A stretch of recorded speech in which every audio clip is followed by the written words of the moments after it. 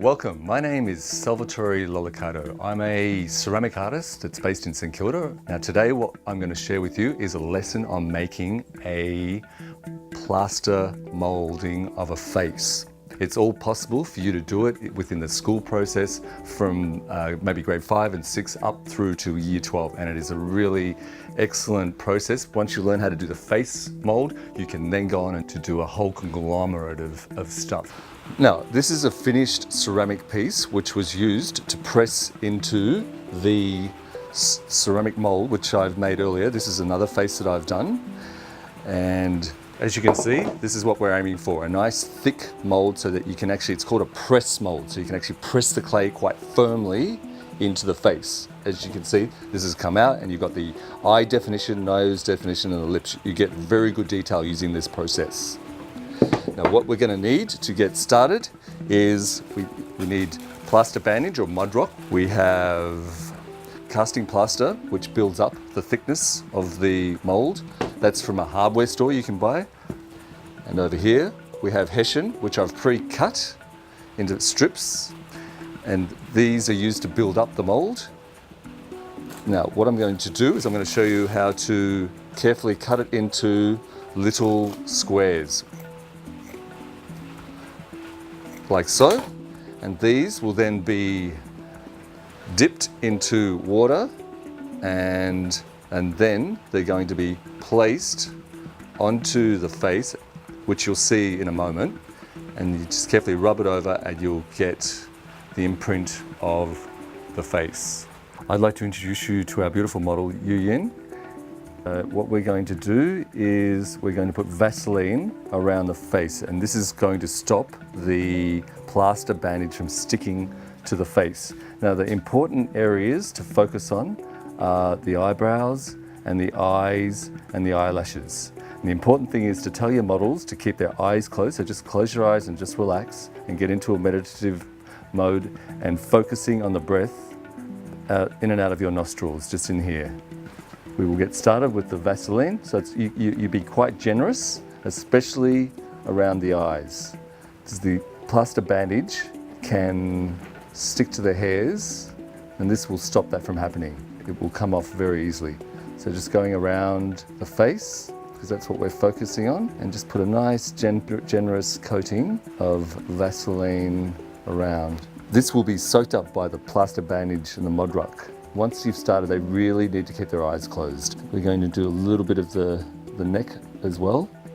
Now the important thing to remember is we're not going to cover over the nostrils at all.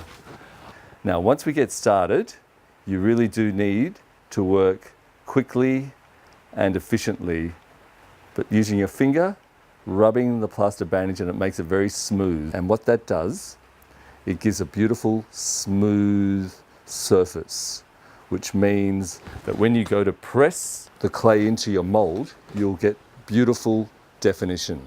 Now, an important thing to remember is what we're doing is we're overlaying the bandage by about 1.5 centimeters.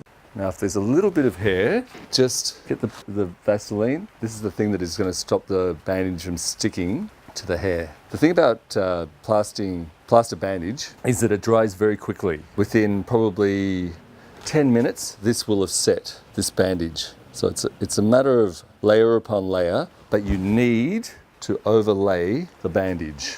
Now the exciting thing about this process, which I'm teaching you, is it can be used on any part of the body. And once you master the application of the plaster bandage. Now what we're aiming for is to do probably a layer of around 2 layers of plaster bandage built up. Now what I've done is I have cut bigger pieces like so to go over the eyes. Now this one you need to take a little bit of time with and just carefully get the detail of the eyes. The important thing is to get the definition of the eyeball. So you're just very carefully using your fingers and you're just rubbing and you're very gently just pushing in of the eye and the eye socket. So essentially what we're building is a shell, a white shell around the face. And like I was saying about the nostrils, we don't actually cover over the nostrils because that's where Yu Yin is breathing. This is the thin piece which just runs down there. Always keeping the nostrils clear for your model. Now, the better you do around the nostrils, the easier it is for you to actually work on the face casting. So really try and get the definition of the nostrils. Now, I've cut some bigger ones for the lips. It's a good idea to just have a nice big strip to go over the lips. Now, take your time with this. As you can see, what I'm doing is I'm very, very gently rubbing this in, and you can probably see that you've actually got the real definition of the lips. As you can see, I'm building up 2 layers. I've done my first layer. So the whole process in total shouldn't take probably more than 30 minutes. Just making sure you smooth out using your fingers, making sure there's no air pockets. Now we're almost finished, so it's just a matter of letting the plaster set, fine-tuning the outline of the nostril. What you're doing is you're outlining around the nostril so that when it comes to actually sculpting and making the face casting, your nostrils will be fairly well defined, which will make it a lot easier for you when it comes to actually constructing and making the ceramic casting of the face. Okay, by this stage, the plaster bandage, it's gone quite firm and it's quite warm now. So just reassure your model, it's a warm bandage process and it's shrinking and sticking to the face, and that is totally normal. Just make sure everything's joined well and there's an even thickness. You've done 2 coats. Now this is really important, what you're about to tell your model.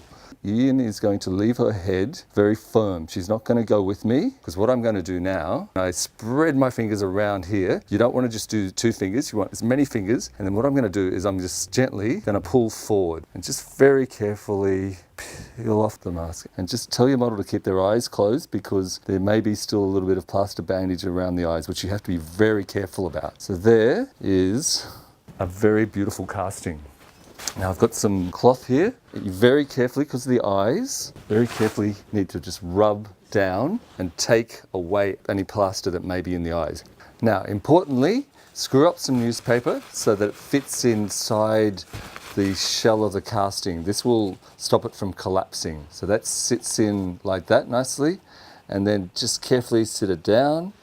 And then we're going to do the nostrils. You need to cut up some little pieces, little tiny pieces, to just gently sit over the top like that. You just dribble those in the water and they just carefully sit over the nostril. And just use your finger and just press in a little bit, just so that when it comes to pressing clay into the mold, you will have a bit of a definition of where the nostrils actually go. So I'm actually covering over those nostrils so that when we pour the plaster over the mold to make it stronger, they won't get filled in. What I've got here in this container is casting plaster. You carefully spread your fingers out, you shake the casting plaster into the water, and you do layer upon layer. So it takes quite a bit of plaster. This is the stage you wanted to get to now, where the plaster is actually floating on the surface. And I'm actually squeezing the casting plaster and getting all the air bubbles up and making it into a really nice creamy mixture. Now this is going to go onto the face, which is going to make the face strong enough to be able to press clay into, like a press mold. So that's it there. It's a nice thick, as you can see, it's a nice thick mixture. You don't want it runny. Now this then goes onto the face.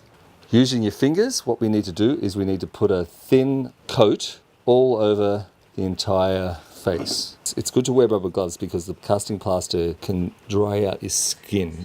And make sure you get a nice coat over the entire face. Now it's the same concept with the plaster bandage.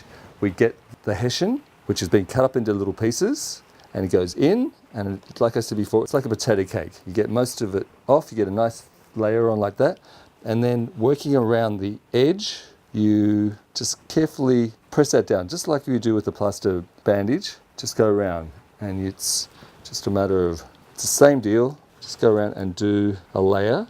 You only need 1 layer of this, and be careful to make sure that you go all the way around the edging of the face. Try not to overlap it, try and go with the edge all the way around the face, as you can see. Now I've done the same thing. I've cut some little pieces to go the same deal around the nostrils, and give that a little tap. Make sure, the thing is, you don't want to have any air bubbles, so always pressing and pushing, but not too hard. The shell of the plaster bandage is quite fragile, so you need to be sort of mindful of that and just treat it sort of very gently. And as you can see, I've covered the whole face with the hessian. First, a coat of this casting plaster. As you can see, the plaster, this takes about a half an hour or 20 to 30 minutes to go off. You just go around with your fingers and build it up. You want it to be probably a good 20 centimeters thick, so you can actually press the clay in there, just like so. And what you'll find is the casting plaster will continue to set and go off. Now, this is a face casting that I've prepared earlier. Make sure you put the face casting mold in front of the heater overnight so that it's thoroughly dry before you press clay into it. I just want to show you the process of pressing the clay in there. It's a press mold. Now you've got your clay, which is quite soft. Now the best way to start this process is to get the clay and push it into the nose and the nostrils, because they're usually the ones that don't come up very well. So you go around and you pressing in. The clay's quite soft and sticky, so you don't need to use glue. You just do layer upon layer like that, and you're using your thumbs and you're pushing quite firmly, and that's why we had to make the mold quite thick, because this is quite a thick, robust mold. You get the clay, and of course the concept with ceramics is you need to have an even thickness. Then it's just a matter of using your fingers and pressing into the mold like so, all the way around. And just a little hint, I'm going to show you how you can actually construct within the mold how to hang the piece. So you're putting a thin coat all the way around. You roll a coil, push that round like so, pushing quite firmly with your thumbs like so, pushing. And importantly, an important technique with ceramics is to make sure that the clay is of an even thickness, otherwise you may get cracking and warping. So just really pushing quite firmly in there, and it'll get all the detail. Now, what I was explaining to you before, I have my mix of vinegar and dry clay for gluing. You do a scratch there, some vinegar and dry clay, which is a mix that I've made up, which is a really effective way of joining clay, because minimum shrinkage. There's minimum shrinkage in the vinegar and the clay mixture. And you push that down there, and this is where we're going to use this as a hanging device. Some little coils, and you push into there.